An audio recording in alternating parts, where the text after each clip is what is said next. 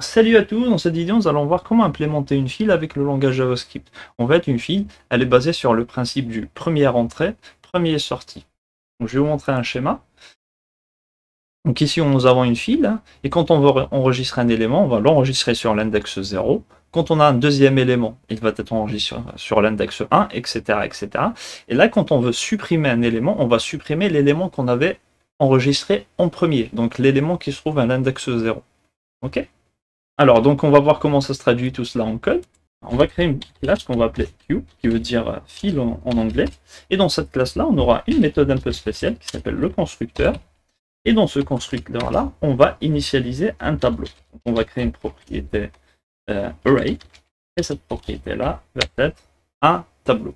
En fait, la méthode, le constructeur va être appelé quand on initialisera un nouvel objet. Et à chaque nouvel objet, la méthode constructeur va être exécutée. Donc, première des choses à faire, c'est d'essayer de rajouter un élément. Donc, pour cela, on va créer une méthode, on va l'appeler add.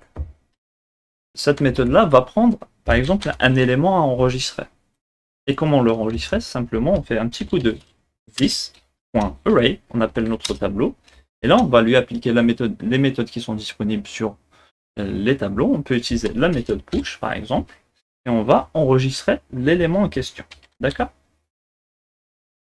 C'est aussi simple que ça. Et puis si on veut voir ce qu'il y a à l'intérieur de notre tableau array, on peut créer une méthode qui s'appelle par exemple show. Et dans cette méthode-là, on fait simplement un petit coup de return et on va retourner this.array, le tableau. Donc on peut tester notre implémentation en créant une nouvelle file, par exemple A, je vais dire que c'est une nouvelle Q. Et là, je vais lui passer, par exemple, les éléments grâce à la méthode add qu'on avait fait. Donc là, je peux lui passer, par exemple, hello. Et ça marche.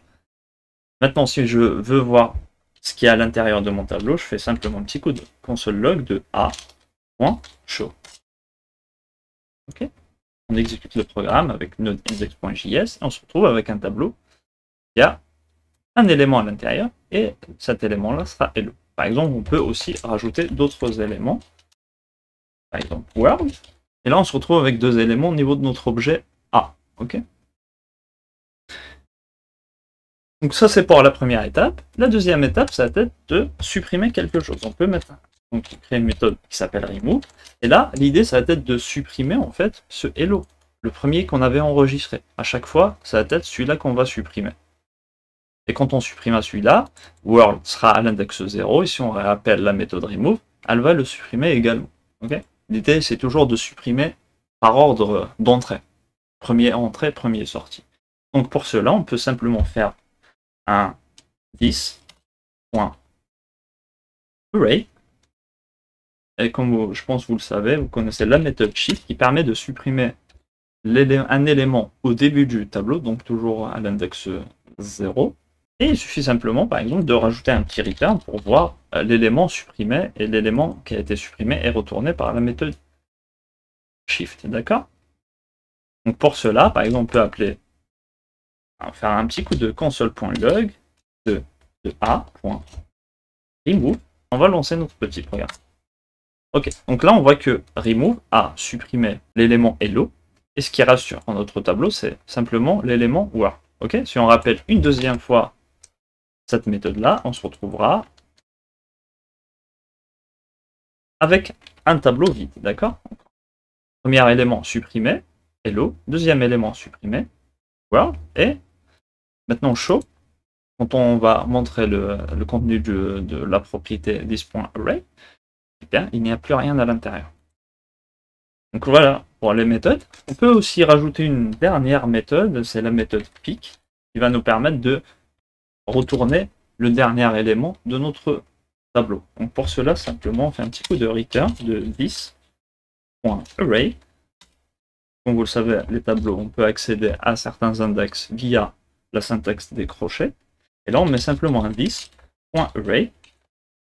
.length, on récupère la longueur de notre tableau, et sur cette longueur-là, on va soustraire 1. On va soustraire 1 simplement parce que les index commencent à 0, et non pas à 1. quand on calcule la longueur d'un tableau, par exemple, on a un tableau qui a 4 éléments à l'intérieur, donc sa longueur est de 4, mais les index, vu que ça commence à 0, le dernier élément se retrouvera à l'index 3. Donc c'est pour ça qu'on fait this.array.length pour récupérer, par exemple, le 4, si on avait un tableau de 4, moins 1, 3, comme ça on se récupère simplement l'index qui est l'élément qui est à l'index 3. Ok? Et donc là, par exemple, je vais retirer des remove, comme ça on aura quelque chose à voir. Et donc, là on peut appeler pick. Et normalement, si j'appelle pick, si je lance le programme, normalement ça devrait me retourner voir. Et voilà, donc ça m'a piqué le dernier élément. Si je rajoute d'autres éléments, par exemple, add, on va rajouter je ne sais pas quoi, Toto. Là, si je relance, normalement j'aurai Toto. Donc voilà comment implémenter une file de manière très facile avec le langage JavaScript. On crée simplement une classe, on initialise donc sur la méthode constructeur, on va initialiser un tableau et on va rajouter une méthode pour ajouter un élément, une méthode pour supprimer et une méthode par exemple pour récupérer le dernier élément. Donc j'espère que la vidéo vous aura plu, n'hésitez pas à vous abonner à la chaîne et à très vite.